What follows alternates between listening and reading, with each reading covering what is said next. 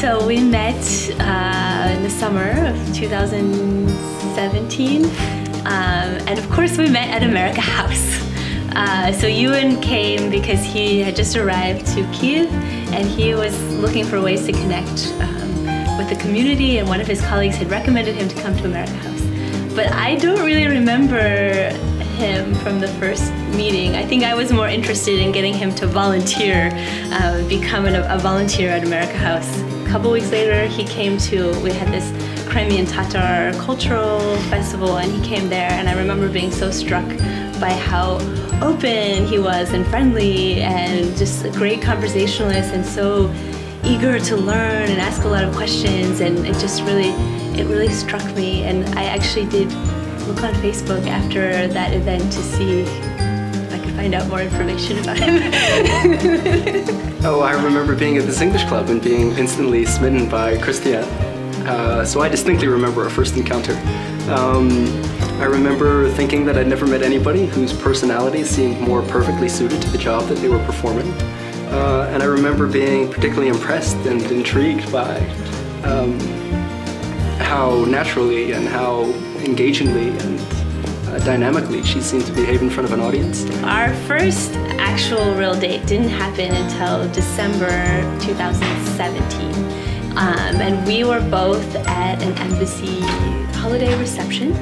And at the end, you know, the crowd was sort of dying and people were leaving, and Ewan came up to me and said, "So, you know, I'm really hungry. I was thinking to get some food to eat, and I thought maybe if you're hungry, you might like to get some food too, and maybe we could go to the same restaurant, and if we're at the same restaurant, maybe we could..." We have slightly different parts of the story. "We could eat at the same table."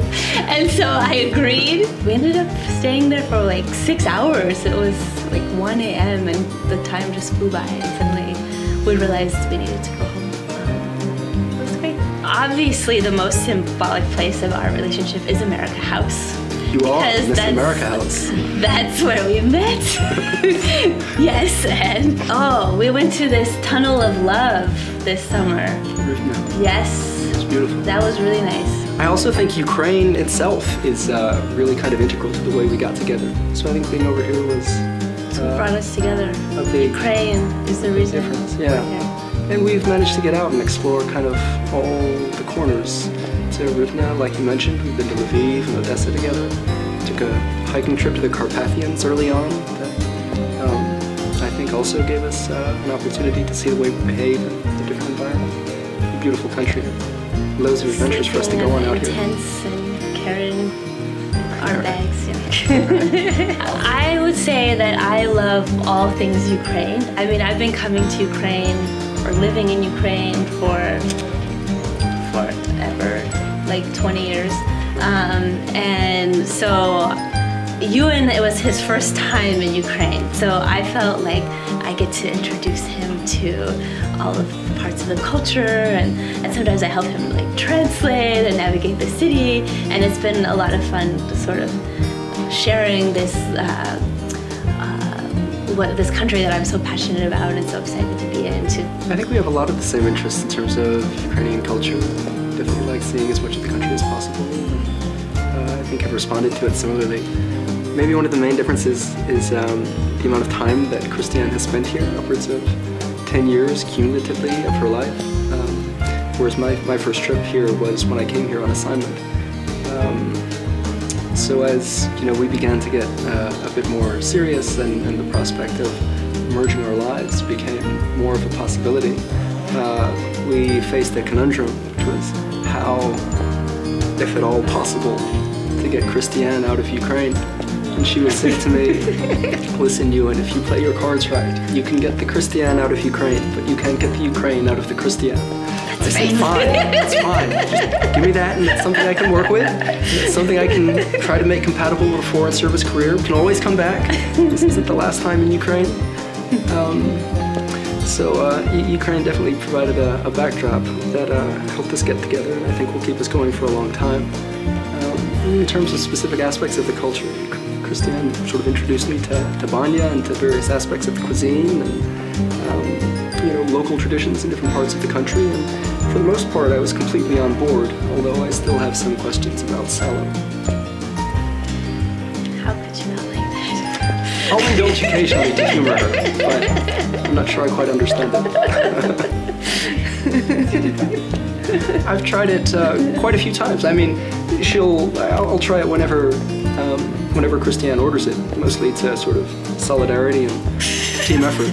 It's still good when it's cold and, you know, like on the dark bread and... If you say so.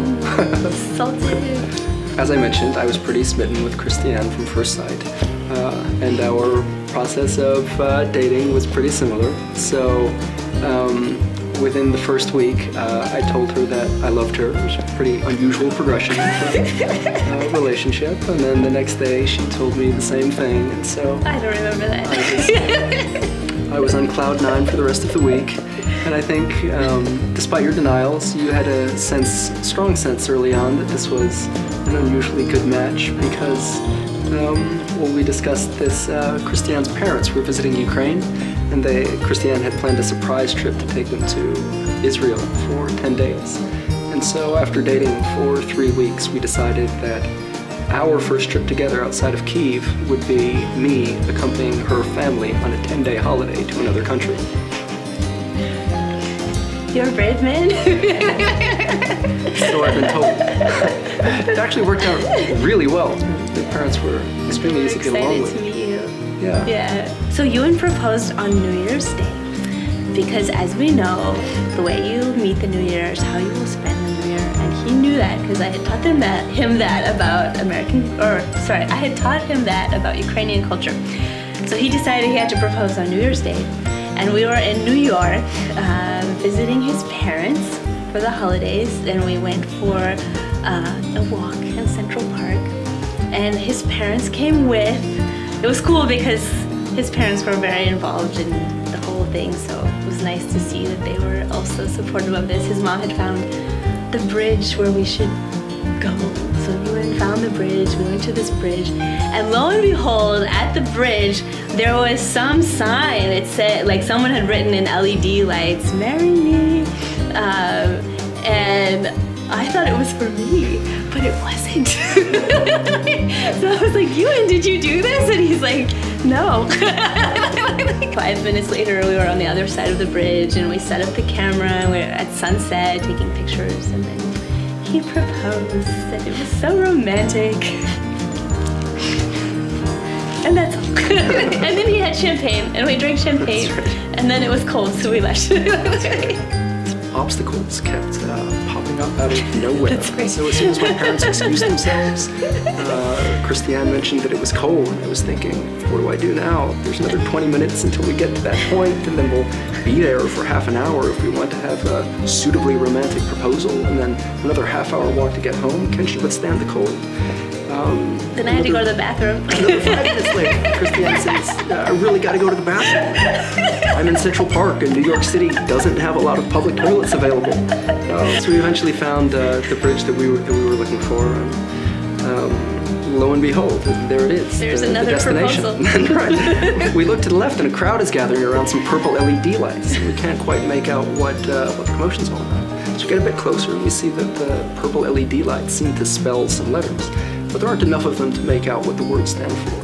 So we get a bit closer, see a bouquet of flowers. Get a bit closer, and then we see we're sounding out the letters. And there's an N. Marry me? Both sounded out at the same time. We're both asking one another while reading. And my heart is like, oh, this is it, So, you know, big city, but how many people can be proposing in the same 50 square foot area? So Christiane turns to me and says, is that you? I say, no. All right, no idea. I didn't believe it at first. I thought like he would be like, oh yeah, it was. Which was, oh, what do I do now? Did this just spoil my moment? Am I gonna have to come back another day? Here we go again. But then I thought that maybe after all of the build-up, this would be just the decoy I needed to kind of throw Christiane off the scent. So we walked to the other side of the bridge and eventually found, kind of down by the base of the bridge, there was an area with some privacy, a little bit of an enclosure because of where a tree was planted. You know, in Central Park on New Year's Day, loads of tourists who actually managed to find some privacy. Actually, she proposed doing something that would involve being focused on the camera for a full minute. So I thought that was perfect because it would give me time to, you know, get the ring and the bottle of champagne set up in my bag while she wasn't looking. She wouldn't see it coming. So she finishes taking the, you know, this photo, and I've got everything set up with a ring in my pocket. She's asking some questions after she's done about, you know, what would have happened if I adjusted this style or that one. And when she's done asking her questions, I got down on one knee and said, I have a question too, since you That's a question. So I asked the question, and Christiane sort of chortled and said, what are you doing? Because he's on his, he like got on one knee. He gets on his knee, I'm like, what are you doing? My immediate reaction was, this is not the response I was hoping for. But keep it cool, ride this one out, see where it goes. So she pulled me up to both feet. I didn't say yes, I said of course. Yeah. So There we are. all the anticipation and the nervousness from the day dissolved in an instant. Here we are now. They're gonna have like an hour video. Кохання немає кордонів. Ми дуже раді, що ми зустрілися в Україні. Україна назавжди залишилася в наших серцях.